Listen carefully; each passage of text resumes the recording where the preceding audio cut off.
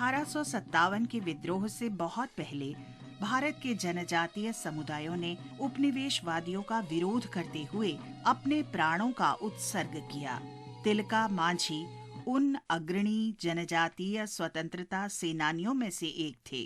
वे वर्ष 1784 में 13 जनवरी को शहीद हुए थे।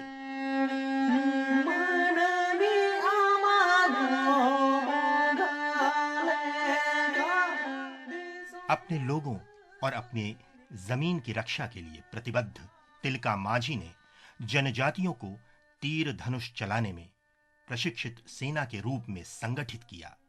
वर्ष 1770 में संथाल क्षेत्र में भीषण अकाल पड़ा। लोग भूख से मरने लगे। तिलका ने ईस्ट इंडिया कंपनी का खजाना लूटा और इसे गरीबों में बांट दिया।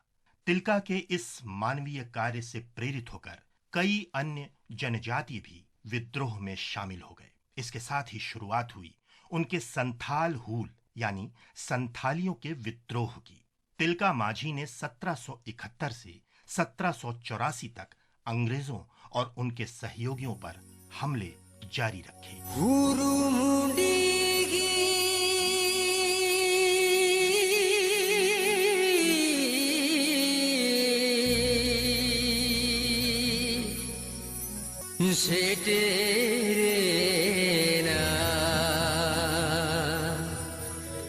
सार जोमगीर साडे सिंगड़ सकवा।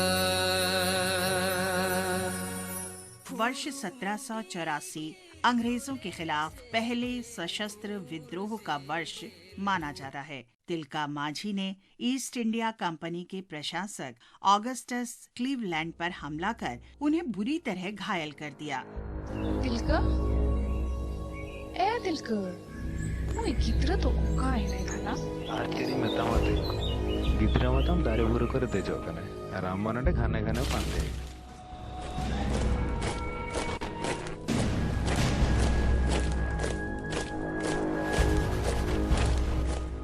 अंग्रेज तिलापोर जंगल के चारों ओर जमा हो गए जहां से हमला हुआ था, लेकिन तिलका और उनके साथियों ने कई सप्ताह तक अंग्रेजों को रोके रखा।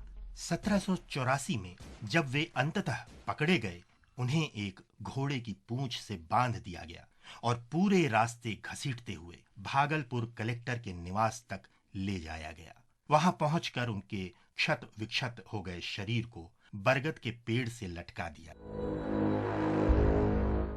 आजादी के बाद सरकार ने उसी स्थल पर उनकी प्रतिमा स्थापित की। भागलपुर विश्वविद्यालय को भी उनके नाम से विभूषित किया गया। माटी के उस महान सपूत को हमारा नमन।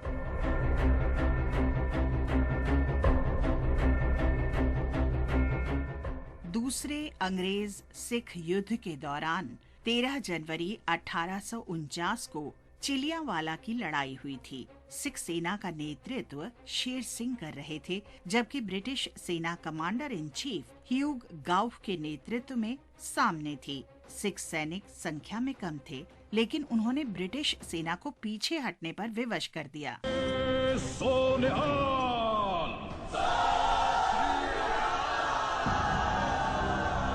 हथियारों और सैनिकों के नुकसान के साथ अंग्रेजों की हार ब्रिटिश सेना के मनोबल पर एक तमाचा था। चिलियांवाला में अंग्रेजों के सम्मान को धक्का उन मुख्य कारणों में से एक था जिसने 9 वर्ष बाद 1857 के विद्रोह को जन्म दिया।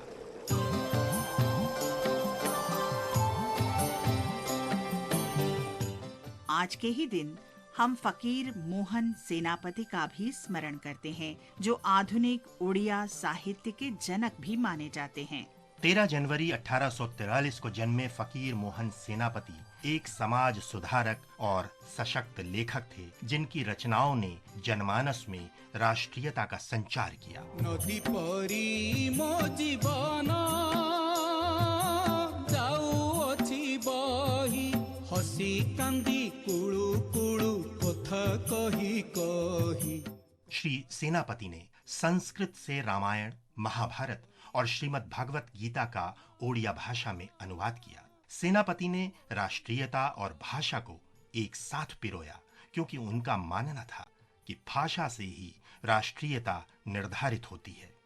उन्होंने कहा कि कोई भी राष्ट्र अपनी मातृभाषा खोकर प्रगति नहीं कर सकता। उनका मानना था कि किसी राष्ट्र की भाषा और साहित्य का विकास उसकी प्रगति की मौलिक शर्त है। भारतीय साहित्य को फकीर मोहन सेनापति का अतुलनीय योगदान आने वाली पीढ़ियों को हमेशा हमेशा प्रोत्साहित करता रहेगा।